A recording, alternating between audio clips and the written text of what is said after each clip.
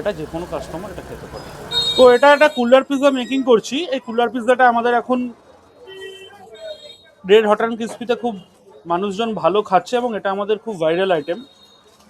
এখানে চিজ যায়, 2-3 রকমের চিজ ব্লেন্ড আমি নর্মালি এর মধ্যে ইউজ করি। আর সাথে কিছু মার্জালা চিজও আমি এর মধ্যে ইউজ করি। তো এটা আমি তোমাদেরকে টেস্ট করাবার জন্য বানাচ্ছি।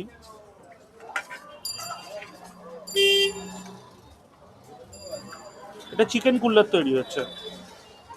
অলরেডি 2টো লেয়ারে আমি চিজ দিয়েছি, এবার এটা আমাদের 3 নম্বর লেয়ারে চিজ যাচ্ছে।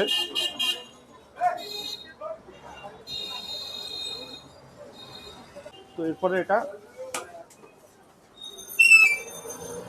500 ডিগ্রিতে ওভেনে বেক করার জন্য দিয়ে দেওয়া হলো। কুল্লাটা রেডি হলো। কুল্লাটা রেডি হওয়ার পর এর মধ্যে কিছু অরিগানো স্প্রিঙ্কেল যায়, কিছু চিলি ফ্লেক্স যায়, দিয়ে এটাকে রেডি করে দেওয়া হয়। এটা যে কোনো কাস্টমার এটা খেতে পারে।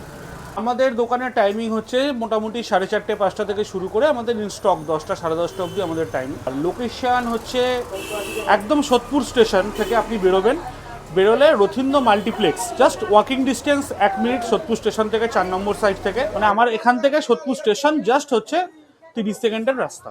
তো আমাদের দোকানে ফ্রাইড চিকেন লোকে অনেক দিন ধরে খাচ্ছে।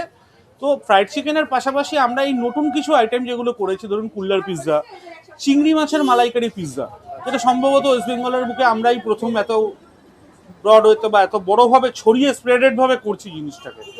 আর 2 নম্বর কথা হচ্ছে যে আমাদের যে ফিউশন ডিশ সেগুলোও আমরা নতুন করে শুরু করেছি। তো আমরা কাস্টমারকে বলছি এই ডিশগুলো খেয়ে দেখুন। যারা পুরনো ফ্রাইড চিকেন বিভিন্ন অলিগলিতে কন্টিনিউ খেতে খেতে ক্লান্ত, তারা নতুন করে আমাদের ফ্রাইড চিকেনগুলো খেয়ে দেখুন, যেগুলো আমরা বিভিন্ন সসে টসিং করছি। তাহলে আপনারা ডিফারেন্সটা বুঝতে পারবেন।